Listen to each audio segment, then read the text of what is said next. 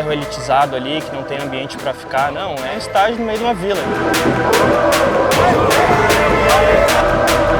Tu chega ali e vê aquele bombando, voltando ao normal.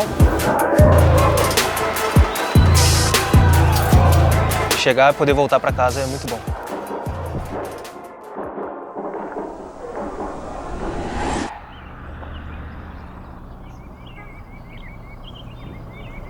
Quem pisa no bairro onde fica a Arena do Grêmio num dia qualquer, demora um pouco para acreditar que esse é o mesmo lugar onde milhares fazem uma festa insana.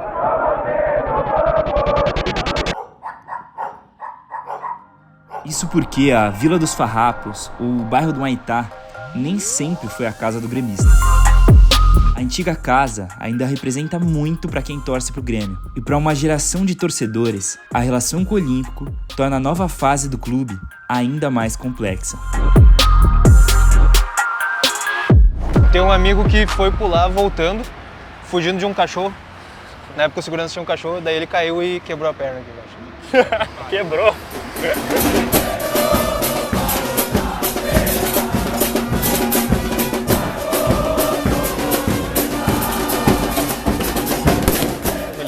Olhar pro lado, tá na ala geral, mas no meio do estádio, e tá olhando pro lado, pra torcida, porque era aquilo que me chamava mais atenção, assim. Sou geração Arena, de fato, mas né, o nome gremismo nasceu das imagens do Olímpico, né? De 2000 ali, que foi os anos de glórias ali da torcida do Grêmio dentro do estádio.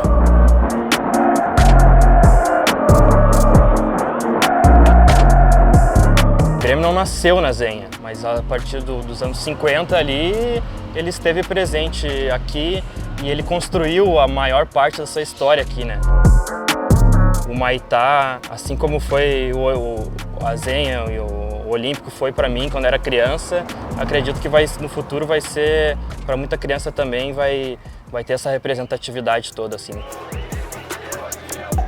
Diferente do tradicional bairro da Zenha, o bairro que agora tenta se tornar do Grêmio é historicamente uma periferia de Porto Alegre, que abriga gerações de famílias de uma classe social que, por anos, teve que sair do bairro para encontrar emprego ou montar comércios. A chegada da Arena aqui mudou a rotina e aumentou a complexidade da torcida. Eu sou gremista e como eu ia no Olímpico, aí tinha uma gurizada que a gente ficava junto na grade lá. Aí eles ficaram sabendo que a Arena viria aqui pro meu bairro, né? Daí a gente entrou no comum acordo de montar um bar aqui pra gurizada vir pra cá, né? Um bar residencial, né? Hoje já virou meio que comercial, então em torno da Arena, em frente da Arena ali virou quase tudo bar, né? Não é um bairro elitizado ali, que não tem ambiente pra ficar, não. É um estádio no meio de uma vila. Tem umas praças pra ficar, é cheio de bar, tá todo mundo junto, tem todo tipo de pessoa. Segundo o IBGE, o Grêmio é o clube que mais tem torcida em todas as classes sociais do Rio Grande do Sul. Dou a imagem do clube em si pela Arena ficar dentro de uma região totalmente marginalizada e uma classe social bem menor que era lá na Zenha, por exemplo. E no meio dessa busca pela nova identidade, o bairro e o resto do estado pararam. O caos chegou à capital do Rio Grande do Sul. Dá para ter uma dimensão do tamanho São voluntários que vão entrando e saindo a todo momento no bairro Humaitá, coberto por mais de 2 metros de água e vão trazendo essas famílias inteiras. Acompanham incrédulo a maior enchente da história do Rio Grande do Sul. Lá naquela parte, onde é que tá as 3 cores do Grêmio no poste, a água foi até o azul, né? Passava barco aqui na frente. O muro aqui tapou, ali dá pra ver as marcas ali na parede, né, que ficou água, né? Atrás da escada lá, né? Foi aquela ali a altura que chegou, né? Todo mundo aqui, se não se afetou diretamente, pegou algum familiar, algum colega. Desde o primeiro dia, antes do primeiro dia de encher, eu já estava dentro da água ajudando meus familiares no bairro, depois meus amigos a limpar também. A gente, como costuma frequentar o bairro Humaitá, ali, a Vila Farrapos, foi impossível não tomar alguma atitude, sabe? Se sentir também ferido com aquela situação.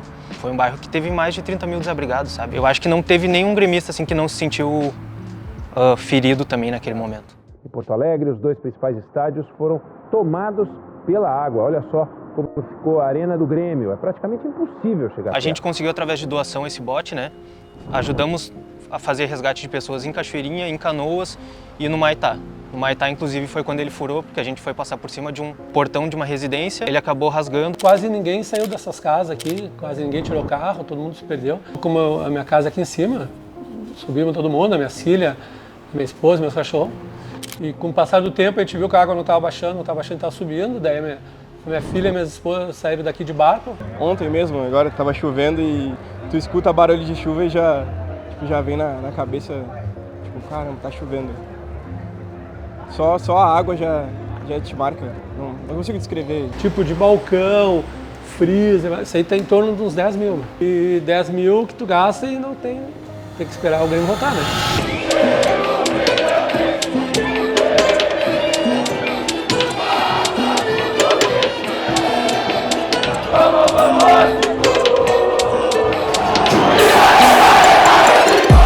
Depois de meses de agonia e do maior desastre climático do Rio Grande do Sul, o Maitá e a Vila Farrapos parecem mudados e mais próximo de quem aparece aqui 1 ou 2 vezes por semana. É libertador e dá uma sensação muito boa, porque foi muito tempo esperando, a gente teve que viajar para outros estados para ver o Grêmio. Chegar e poder voltar para casa é muito bom. É um marco, assim, voltar, que quer dizer que as coisas parecem estar corretas de novo, o Grêmio está presente de novo nas nossas vidas. Pra mim, o jogo do Grêmio já é como a segunda-feira de trabalhar, todo mundo vai trabalhar e o jogo do Grêmio todo mundo sabe na minha família que, independente do que estiver acontecendo, eu vou ali no jogo do Grêmio. Tu chega ali e vê aquele bombando, voltando ao normal, esse que o cara valoriza, né, meu? Que, agora tem que ir pro jogo do Grêmio pegar o ônibus cheio, o ônibus demora, e, tipo, hoje é uma alegria, eu tô pegando o ônibus do Grêmio pra ir pra arena, então, pô, tudo, volta aqui, é uma alegria tu tá fazendo. Mas a cerveja aumentou, e eu tô tipo, dá nada, mano, eu sei que aumentou porque o cara perdeu a casa dele.